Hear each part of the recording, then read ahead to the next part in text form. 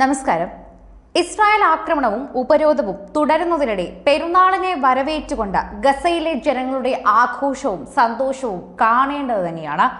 യുദ്ധം തകർത്തെറിഞ്ഞ വടക്കൻ ഗസയിലും ഖാൻ യൂനിയസിലും തകർന്നടിഞ്ഞ കെട്ടിടങ്ങൾക്കിടയിൽ മുസല്ല വിരിച്ചാണ് പെരുന്നാൾ നമസ്കാരം അവർ നടത്തുന്നത്. ഇത് ലോകമെമ്പാടുമുള്ള എല്ലാവർക്കും ഒരു വലിയ ഇൻസ്പിറേഷൻ തന്നെയാണെന്ന് പറയാം. തുല്യതയില്ലാത്ത ദുരിതങ്ങൾക്കിടയിലും പെരുന്നാൾ ദിനത്തിൽ സന്തോഷം കണ്ടെത്തുകയാണ് ഗസയിലെ കുഞ്ഞുങ്ങൾ. തകർന്ന തെരുവിലൂടെ കൂട്ടമായി നടന്ന തക്ബീർ മുഴക്കി പെരുന്നാൾ ആഘോഷിക്കുകയാണവർ. അതേസമയം പുതുവസ്ത്രവും ഭക്ഷണവും ഇല്ലാതെയായിരുന്നു പലരുടെയും പെരുന്നാൾ ദിനം പോലും കടന്നുപോയത്.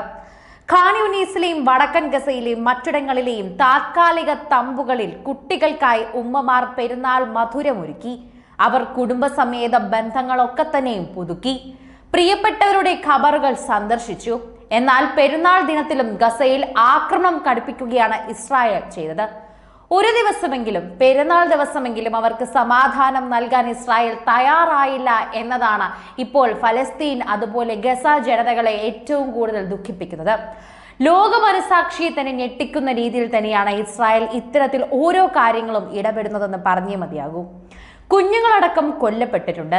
തെക്കൻ ഗസയിലെ റഫയ്ക്ക് സമീപം കരയാക്രമണം രൂക്ഷമായി തന്നെയാണ് നടന്നത്. പ്രധാനമന്ത്രി ബെഞ്ചമിൻ നെതന്യാഹുവിന്റെ നയങ്ങളുടെ ഫലമായി ഇസ്രായേൽ തകർച്ചയുടെ വക്കിലാണെന്ന് മുൻ പാർലമെന്റ് അംഗം കൂടി വെളിപ്പെടുത്തി. പലരെയും വളരെ ആഴത്തിലുള്ള ഭരണഘടനാ പ്രതിസന്ധിയിലൂടെയാണ് രാജ്യം കടന്നു പോകുന്നതെന്ന് പറയുന്നു. മുഴുവൻ ഭരണകൂടത്തിന്റെയും തകർച്ചയ്ക്ക് സാധ്യതയുണ്ടെന്ന് പോലും പറയുന്നുണ്ട്. ഇടതുപക്ഷ മെറിറ്റ്സ് പാർട്ടിയിലെ നെസറ്റ് മുൻ അംഗം മോഷെ റാസ് അനഡോലുവിന് ന്യൂസ് ഏജൻസിയായ അനഡോലുവിന് നൽകിയ അഭിമുഖത്തിലാണ് ഇക്കാര്യം വ്യക്തമാക്കുന്നത്. ഇസ്രായേലിലുള്ളത് വിഭാഗിത ഫലസ്തീനുമായി ബന്ധപ്പെട്ട് തന്നെയാണ് മോഷെ റാസ് വ്യക്തമാക്കിയത്. നെതന്യാഹുവിന്റെ പിന്തുണക്കാരും എതിരാളികളും തമ്മിലാണ് യഥാർത്ഥ ഭിന്നിപ്പ് ഉള്ളത്.